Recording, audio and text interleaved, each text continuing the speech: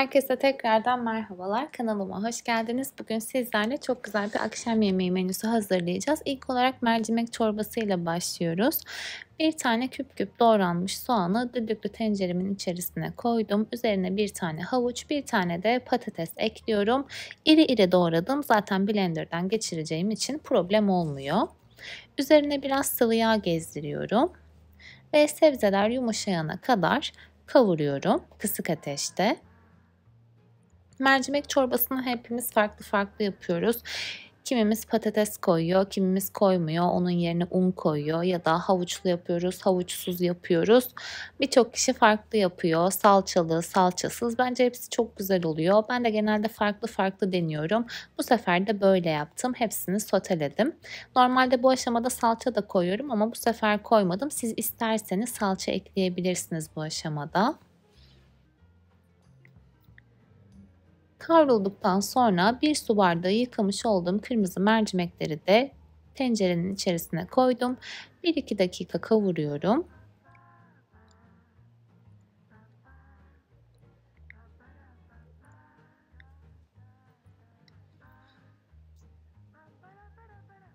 Şimdi 1 su bardağı tavuk suyu, 1 litre de sıcak su ekliyorum. Toplamda 6 bardak su kullanıyoruz. Ben bir bardağını tavuk suyu olarak kullandım. Karıştırıyorum ve düdüklünün kapağını kapatarak 5 dakika pişmeye bırakıyorum. Bu düdüklü çok iyi olduğu için 5 dakikada pişiriyor rahatlıkla. Şimdi çorbam pişti, sebzeler pişti daha doğrusu. Blender'dan geçiriyorum. Tamamen pürüzsüz bir kıvama gelene kadar.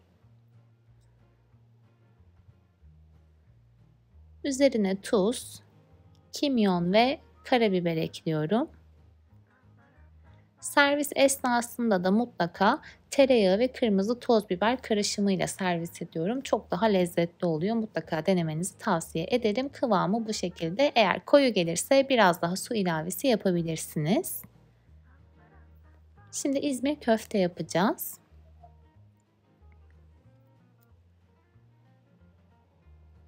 Patatesleri bu şekilde biraz kalınca doğruyorum. Üzerine biraz sıvı yağ gezdiriyorum. Biraz da tuz ekliyorum. Normal şartlarda aslında kızartılarak yapılıyor. Ama ben bu sefer fırında yapacağım. Çok daha hafif oluyor bu şekilde. Karıştırıyorum. Ve büyük boy dikdörtgen borcamın içerisine patatesleri koyuyorum.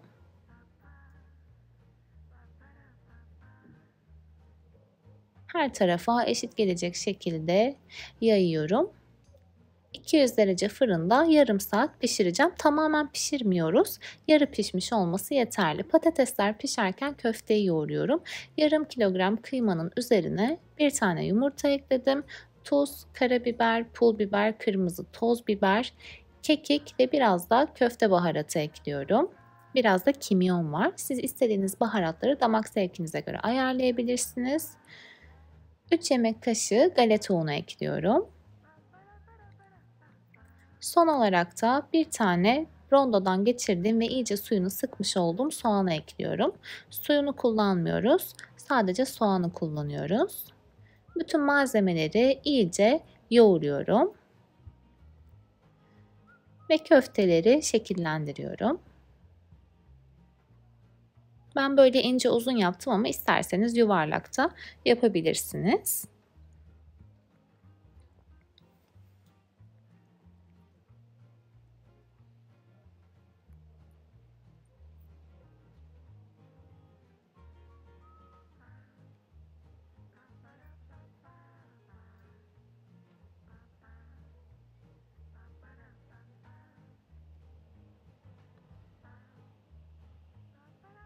Tavaya çok az miktarda sıvı yağ koydum. Fırçayla yayıyorum. Köfteleri biraz kızartacağım. Tamamen pişirmiyorum. Mühürleme yapıyorum. 1 dakika bir yüzünü, 1 dakika diğer yüzünü pişiriyorum. Böyle çok daha lezzetli oluyor.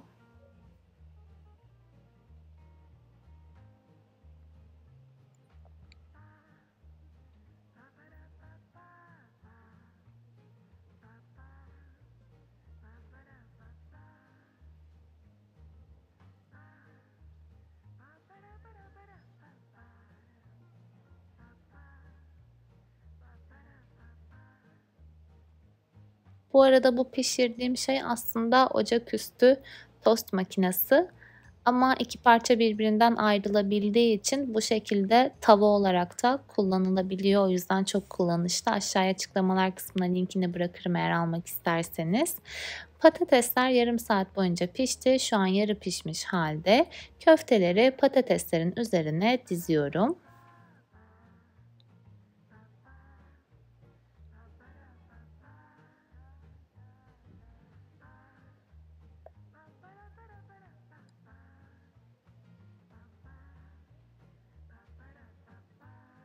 Bu arada ben bu yemeği eve yapmamıştım, bir yere götürdüm.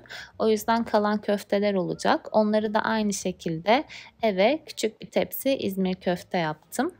Merak edenler olacaktır. Şimdiden söylemiş olayım. Köfteleri bu şekilde dizdim. Dediğim gibi o kalan köfteleri de eve İzmir köfte yaptım aynı bu usulde. Şimdi köftelerin aralarına sivri biber koyuyorum.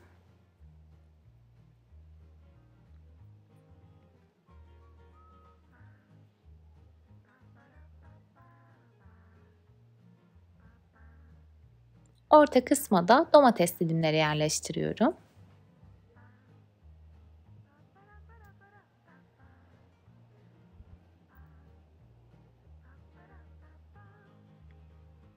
Bunlar da hem görsellik hem de lezzet açısından çok güzel oluyor. Şimdi köftenin, daha doğrusu yemeğin sosunu hazırlıyoruz. Sos tenceresinin içerisine bir miktar sıvı yağ koydum. Bir yemek kaşığı da tereyağı ekledim. Tereyağı eridikten sonra bir tatlı kaşığı domates salçası, bir tatlı kaşığı da biber salçası koyuyorum ve yaklaşık 2-3 dakika salçaları kavuruyorum.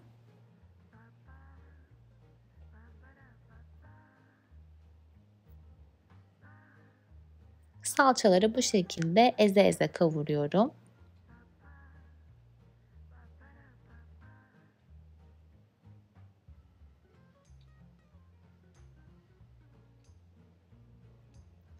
İki çay kaşığı da kırmızı toz biber ekliyorum. Biliyorsunuz çok seviyorum zaten. Bütün yemeklerde mutlaka kullanıyorum.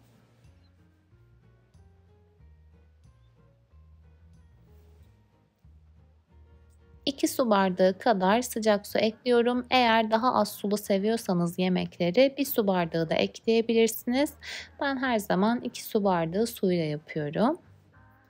Salçalar eriyene kadar karıştırıyorum. Son olarak biraz tuz ve karabiber ekleyerek yemeğin sosunu bitiriyorum. Sosu yemeğin her tarafına eşit gelecek şekilde döküyorum. Şimdi yemeği tekrardan fırına vereceğim. 175-180 derece fırında domatesler ve biberler iyice pişene kadar fırında tutacağım.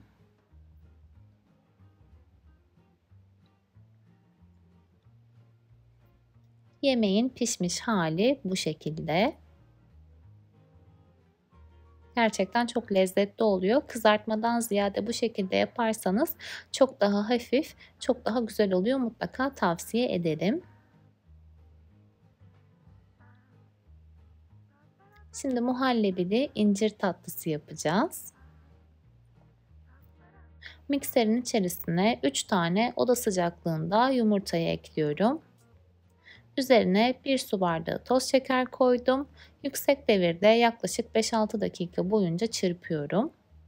Karışımın rengi iyice İncirler açılacak. suyun içerisinde beklerken kek harcını hazırlıyoruz. El mikseriniz varsa biraz daha uzun sürebilir. Stand mikserinde daha kısa sürede çırpılıyor. Bu kıvama geldikten sonra üzerine 1 çay bardağı süt ekliyorum. Bu kekin içerisinde sıvı yağ yok, sadece süt ekliyoruz.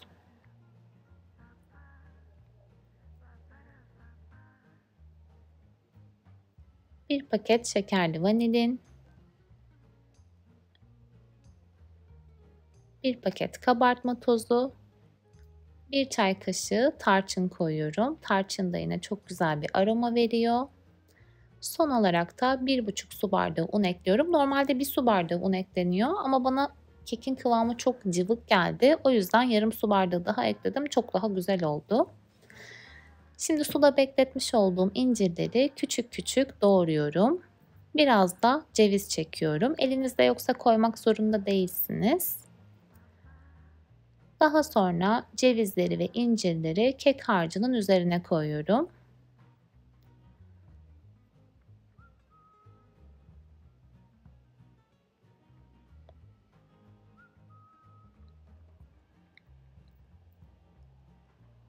Ve incirler tamamen dağılana kadar spatula ile dikkatli bir şekilde karıştırıyorum.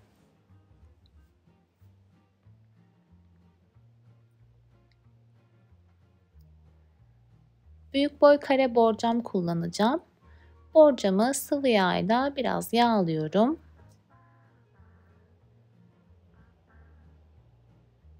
Daha sonra kek harcını her tarafa eşit şekilde döküyorum.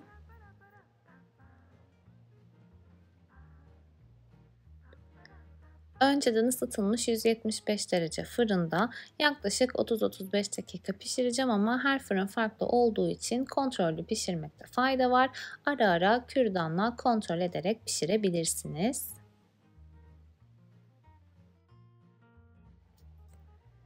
Kek pişerken şerbetini hazırlıyoruz. 1 su bardağı sıcak suyun içerisine 1 yemek kaşığı granül kahve koyuyorum ve karıştırıyorum. Soğumaya bırakıyorum. Şerbetimizin soğuk olması gerekiyor. Ben içerisine şeker koymuyorum. Şeker koyduğum zaman tatlı çok şekerli olmuş oluyor bana kalırsa. Siz isterseniz şeker ekleyebilirsiniz ama dediğim gibi ben koymadım. Karıştırdıktan sonra soğumaya bırakıyorum. Kek sıcak. Kahveli şurup da soğuk olmalı. Artık tatlının kremasına geçebiliriz. Tencerenin içerisine 4 su bardağı süt ekliyorum.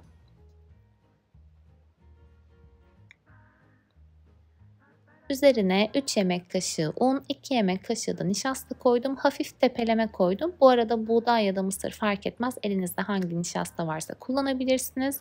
6 yemek kaşığı toz şeker ekledim. Kısık ateşte kaynayıp koyulaşana kadar sürekli karıştırarak pişiriyorum.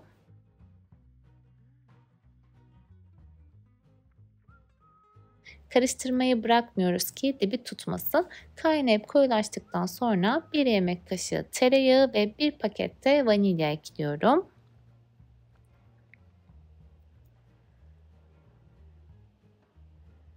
Eriyene kadar karıştırıyorum. Bu arada şu anda ocağın altı kapalı. Üzerine bir poşet toz şanti ekleniyor. Ben krem şantilerimi bu şekilde kiloluk olarak aldığım için 1 çay bardağı ekleyeceğim. Siz bir poşet toz şanti ekleyebilirsiniz. Şantiyi de ekledikten sonra karıştırıyorum. Kıvamı zaten hemen yoğunlaşıyor ve çok parlak bir krema kıvamını alıyor.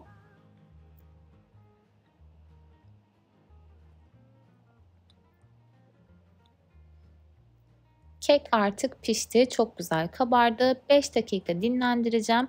Daha sonra sıcak kekin üzerine soğuk kahveyi dökeceğim. Bir kaşık yardımıyla her tarafına kahveyi döküyorum.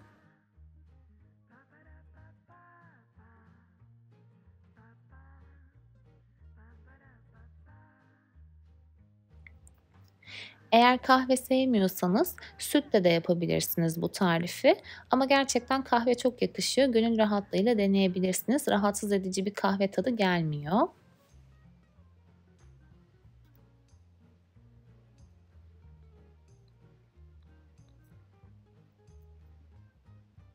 Şimdi hazırlamış olduğum muhallebiyi de kekin üzerine döküyorum ve spatula ile yayıyorum. Oda sıcaklığına geldikten sonra buzdolabına kaldıracağım. En az 5-6 saat kadar buzdolabında dinlendireceğim. Eğer geceden yaparsanız bir gece boyunca buzdolabında beklerse tatlınız çok daha güzel olur.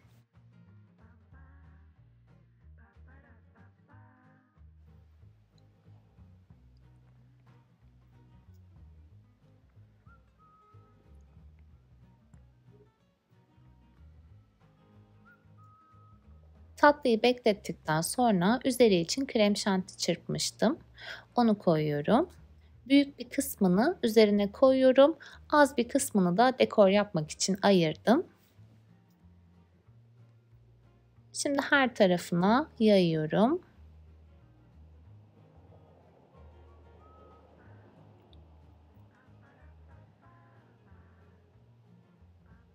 Kalan krem şanti ile de tatlıya dekor yapıyorum. Yıldızlı duyla üzerine sıkıyorum krem şantiyi.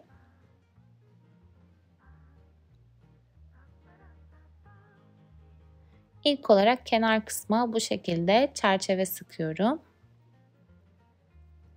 Bunu sıkarken en önemli püf nokta şantilerin birbirine değmesi aslında. Birbirinden böyle aralıklı şekilde sıkarsanız eğer hiç güzel durmuyor. Birbirine biraz değmesi gerekiyor. Öyle olduğu zaman daha şık bir görüntü oluşuyor.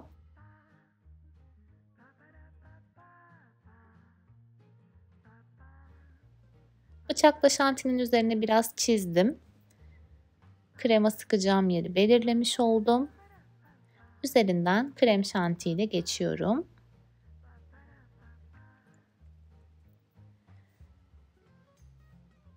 Tekrardan bıçakla krem şanti sıkacağım yeri belirliyorum.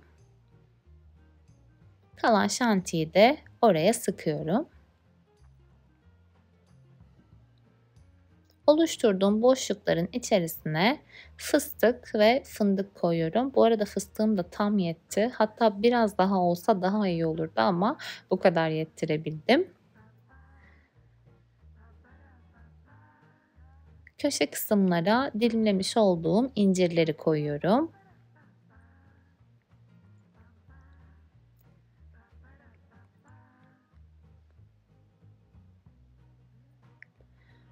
Orta kısma da yine aynı şekilde incir dilimleri koyuyorum. Kalan boş kısımlara çilek dilimleri diziyorum. Bir iki tane çileğim vardı. Onları da değerlendirmek istedim.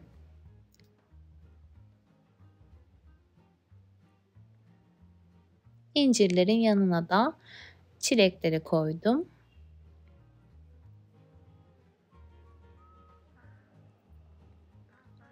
En son orta kısma nane yaprakları koyarak tatlımı bitiriyorum. Dediğim gibi bunu da eve yapmadım. Bir yere götürdüm. Ondan dolayı doku testi yapamıyorum. Kusura bakmayın ama gerçekten çok lezzetli, çok hafif bir tatlı oluyor. Mutlaka denemenizi tavsiye ederim. Yemeklerimin bitmiş hali bu şekilde. Ben yanına bir de salata hazırladım. Umarım sizlere de fikir olmuştur. Videomu beğenmeyi, kanalıma abone olmayı ve yorum bırakmayı unutmayın. Bir sonraki videoda görüşmek üzere. Şimdilik hoşça kalın.